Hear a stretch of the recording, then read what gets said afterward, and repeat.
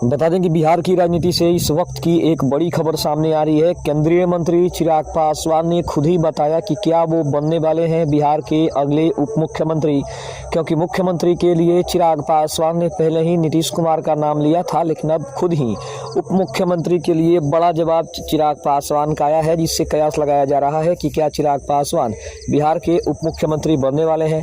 नमस्कार, मैं हूं संजीव और आप देख रहे हैं आप तक न्यूज। अगर आप हमारे चैनल पर नए हैं तो चैनल को जरूर सब्सक्राइब कर ले। बता दें चिराग पासवान ने पटना में न्यूज 18 इंडिया के कार्यक्रम में कहा कि मैंने कई दलों को पद की जिद पे हाशिए पर जाते हुए दिखा है, इसलिए मैंने इन विषयों में खुद को उलझाना नहीं चाहता। मेरी सारी चाहत 14 नवंबर के बाद आएगी। पहले आप उस काबिल तो बन जाइए कि आप क्या लेने वाले हैं। बिहार चुनावी सरगर्मी के बीच एनडीए के प्रमुख चेहरों में से एक लोक जनशक्ति पार्टी रामविलास के प्रमुख चिराग पासवान ने अपने बयान से सियासी हलचल तेज कर दी है। न्यूज इंडिया के खास कार्यक्रम में डिप्टी सीएम के सवाल पर चिराग पासवान ने बेहद संयमित लेकिन तीखा जवाब देते हुए कहा कि आप अपनी गलती से तो सीखते ही हैं, लेकिन दूसरों की गलती से भी आपको सीखना चाहिए। मैंने कई दलों को पद की जिद में हाशिए पर जाते हुए देखा है, इसलिए मैं इन विषयों में खुद को उलझाना नहीं चाहता। मेरी सारी चाहत 14 नवंबर के बाद आएगी। पहले आप उस काबिल तो बन जाइए। पटना में न्यूज 18 कार्यक्रम के दौरान सबसे बड़ा दंगल के कार्यक्रम में लोजपा रामविलास के प्रमुख और केंद्रीय मंत्री चिराग पासवान के इस बयान को राजनीतिक हलकों में एक संतुलित लेकिन रणनीतिक संदेश माना जा रहा है। उन्होंने साफ किया कि फिलहाल उनका फोकस चुनाव जीतने पर है, न कि किसी पद या सत्ता की जद्दोजहद पर है। वहीं एनडीए के मुख्यमंत्री चेहरे के सवाल पर चिराग पासवान ने दो टूक में कहा कि हम तो पहले दिन से कह रहे हैं कि हमारे मुख्यमंत्री नीतीश कुमार ही होंगे। लोकतंत्र की यही मर्यादा है कि जितने विधायक जीत कर आएंगे वहीं तय करेंगे। वहां 5 दल है और सब मर्यादा का पालन कर रहे हैं। सबको पता है कि एक बार जीत कर आएंगे तो नीतीश कुमार जी ही मुख्यमंत्री बनेंगे। चिराग पासवान का यह बयान केवल नीतीश कुमार के प्रति समर्थन को दर्शाता है, बल्कि एनडीए में एकजुटता का भी संदेश देता है। उन्होंने यह भी संदेश दिया कि चुनाव के बाद किसी तरह की अंदरूनी खींचतान से दूर रहते हुए वो गठबंधन की मजबूती पर ध्यान देंगे। चिराग पासवान ने आरजेडी पर बड़ा हमला बोला। उन्होंने कहा कि राजद की संस्कृति हमेशा से लोगों को डराने और धमकाने की रही है। अगर उनकी सरकार फिर से आई तो गुंडा राज एक बार फिर से बिहार में लौट आएगा। चिराग ने कहा कि राजद ने हमेशा एमवाई यानी मुस्लिम यादव समीकरण की राजनीति की है, लेकिन असल में उन्होंने सिर्फ मुसलमानों को डराने का काम किया है। उन्होंने आरोप लगाया कि राजद के शासनकाल में आम लोग खुद को असुरक्षित महसूस करते थे और अब फिर वही माहौल बनाने की कोशिश हो रही है। लोजपा रामविलास के प्रमुख ने लोगों से अपील की कि वे इस बार ऐसी ताकतों को मौका न दें जो बिहार को पीछे ले जाए। उन्होंने कहा कि एनडीए की सरकार ने राज्य में विकास और शांति का माहौल बनाया है। जनता अब दोबारा जंगल राज नहीं देखना चाहती है। साथ ही साथ केंद्रीय मंत्री चिराग पासवान ने उप मुख्यमंत्री के सवाल पर भी कहीं न कहीं अपने जवाब से सभी का दिल जीता है, क्योंकि उन्होंने कहा कि अभी इंतजार सिर्फ 14 नवंबर को है कि अगर हमारी सरकार बनती है तो फिर हम उस पद के बारे में सोचेंगे कि हमें आखिर करना क्या है और हमें कौन सी पद हमारे लिए सबसे फिट बैठता है। इसका फैसला 14 नवंबर को रिजल्ट आने के बाद किया जाएगा। अगर देखा जाए तो इसके दो पहलू निकल रहे हैं। एक तो चिराग पासवान ये भी जताने की कोशिश कर रहे हैं कि एनडीए में सब कुछ ठीक है, कोई भी दल किसी भी मांग को लेकर आगे नहीं आ रहा है। दूसरा वो ये भी जताने की कोशिश कर रहे हैं कि 29 सीटों में अगर चिराग पासवान को अच्छी खासी सीटें वो जीत कर अगर विधानसभा में जाते हैं तो कहीं ना कहीं उनका भी दबदबा कायम हो जाएगा और तब कोई पद मांगना शायद एनडीए के सामने उचित होगा। इसीलिए चिराग पासवान भी इस बात को अच्छे से समझते हैं कि अभी जल्दीबाजी में कुछ भी कहना उनको आने वाले चुनाव में नुकसान दिला सकता है। शायद इसी वजह से चिराग पासवान ने काफ़ी संयमित जवाब देते हुए ये बताने और जताने की कोशिश की है कि एनडीए में सब कुछ ठीक है और उन्हें अभी किसी भी पद की लालच नहीं है।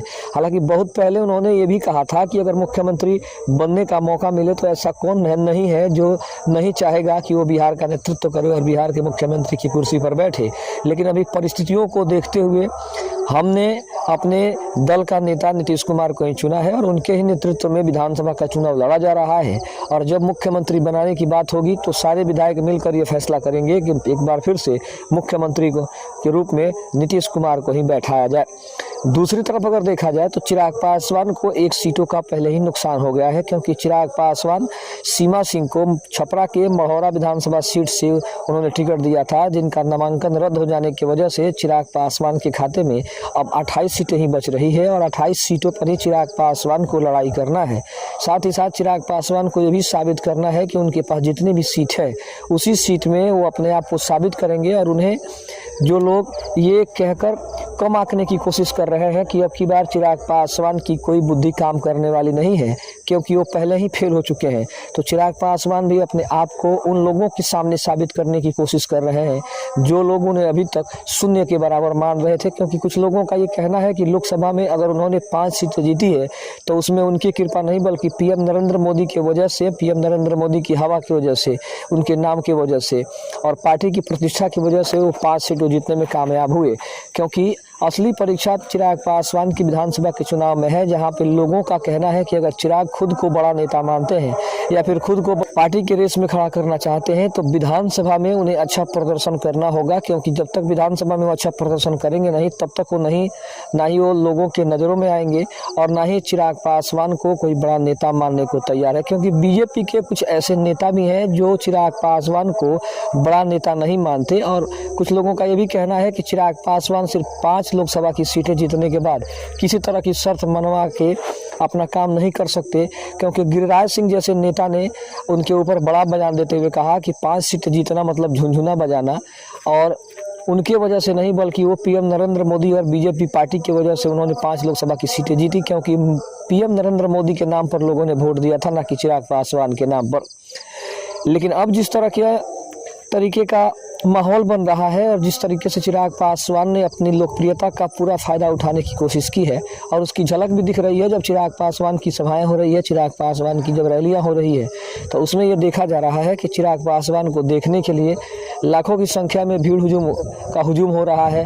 लोकप्रियता के मामले में देखा जाए तो चिराग पासवान भी अब किसी बड़े राजनेता से कम नहीं है, क्योंकि जहाँ बड़े बड़े राजनेताओं की रैली में काफ़ी कम भीड़ देखने को मिल रही है, वहीं चिराग पासवान की एक झलक देखने के लिए युवाओं की भारी भीड़ उमड़ रही है। कहीं ना कहीं एक हुजूम सा दिख रहा है।